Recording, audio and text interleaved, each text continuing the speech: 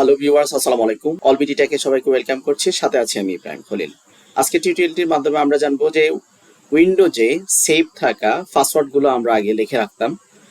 কারণ আমরা বিভিন্ন সময় ইন্টারনেট ব্যবহার করার ক্ষেত্রে, বিভিন্ন সাইট ব্যবহার করার ক্ষেত্রে লগ ইন করতে হয়, রেজিস্ট্রেশন করতে হয়।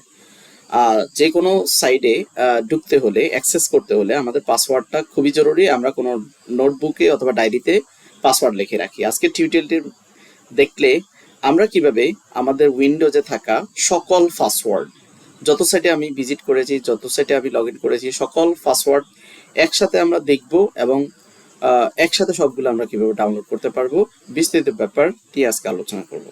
Let's jump to the content. Browse করি বা যেই লগ ইন যে আইডি দিয়ে বেশিরভাগ আমরা লগ ইন করি, বা যে জিমেইল আমাদের একটা জিমেইল, নির্দিষ্ট একটা জিমেইল আমাদের লগ ইন করা আছে, তা আমরা যেটা করব, যে কোনো একটা ক্রোম ব্রাউজারটা ওপেন করব, অথবা যে মজিলা দিয়ে চালান সেটা একটু ভিন্ন হতে পারে, কিন্তু প্রসেস একই।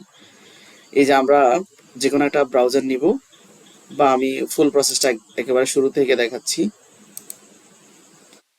ধরেন ক্রোমটা ওপেন করলাম। ওকে, ক্রোম ওপেন করার পরে এখানে 3 ডট মেনু রয়েছে। 3 ডট মেনুতে যাব, এখান থেকে আমরা সেটিংয়ে চলে আসব। ওকে, সেটিংয়ে আসার পরে এখানে আমরা দেখতে পাচ্ছি যে অটোফিল অ্যান্ড পাসওয়ার্ড, এই অপশনটিতে ক্লিক করে দিব। এখান থেকে আমরা দেখতে পাচ্ছি যে পাসওয়ার্ড ম্যানেজার, এই পাসওয়ার্ড ম্যানেজার অপশনটিতে ক্লিক করে দেব।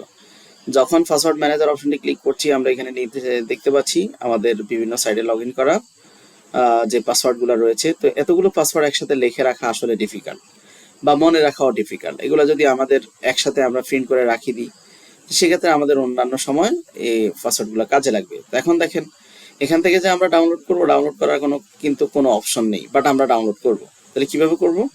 এই যে এই জায়গাতে আমরা আবার এখানে 3 ডট মেনুতে আসবো, এখানে এক্সপোর্ট রয়েছে এবং ইম্পোর্ট রয়েছে। তো আমরা নিশ্চয় জানি যে আমি যেহেতু পাসওয়ার্ড ডাউনলোড করতে যাচ্ছি, সেক্ষেত্রে আমাদের এক্সপোর্ট করতে হবে। ওকে, তো এক্সপোর্ট অপশনটিতে ক্লিক করছি এবং এখানে বলছে যে your password will be visible to anyone, you can see the export file.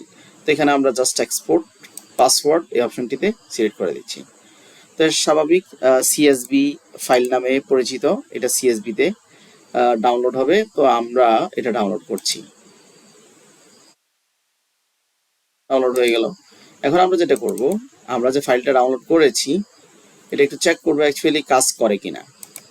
Download অপশনে এখানে দেখতে পাচ্ছেন যে সিএসবি অপশনটি রয়েছে। তো আমরা জাস্ট এটাকে ওপেন করব। এখানে দেখতে পাচ্ছেন যে আমি যত জায়গায় কি করেছি, যতটা সাইডে আমি লগ ইন করেছি, সকল সাইডের পাসওয়ার্ড কিন্তু এখানে দেখতে পাচ্ছেন নেম, ওই সাইডের নেম, এখানে ইউআরএল লিঙ্ক, আর এখানে হচ্ছে আমি যে ইউজার নেম দিয়ে সেভ করেছি সেগুলো, আর পাশাপাশি এখানে হচ্ছে পাসওয়ার্ডগুলো এখানে রয়েছে।